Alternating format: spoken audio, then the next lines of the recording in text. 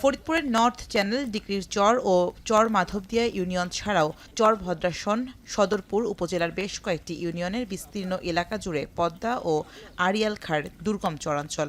এখানকার বাসিন্দাদের আয়ের অন্যতম মাধ্যম গবাদি পশু পালন। বছর জুড়ে লালন পালন করা পশু কোরবানির হাটে তুলতে শেষ মুহূর্তে প্রস্তুতি নিচ্ছেন খামারিরা। আসন্ন ঈদে ফরিদপুর জেলার মোট চাহিদার ৪৫% পশু সরবরাহ হয় চরাঞ্চল থেকে। চরের প্রত্যেকটি পরিবারেই গরু, ছাগল, ভেড়া লালন পালন করছেন খামারিরা।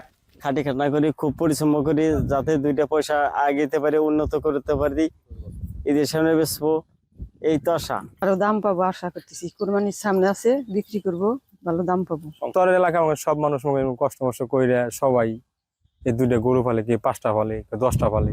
জেলা প্রাণী সম্পদ কর্মকর্তা বলছেন, এবারের ঈদ ঘিরে জেলায় মোট চাহিদা রয়েছে 1,08,000 পশুর, আর যোগান রয়েছে 1,10,000-এর বেশি। আমাদের চরের লোকের গরু, ছাগল, হাঁস, মুরগি এটাই তাদের সম্বল। এটির উপরে বিশেষ করে তাদের আত্মনির্ভর বা তারা জীবন জীবিকা নির্বাহ করে। সুতরাং চরে আমাদের যে গরু, ছাগল, আমরা ইতিমধ্যে একটা চরের প্রকল্প করেছি।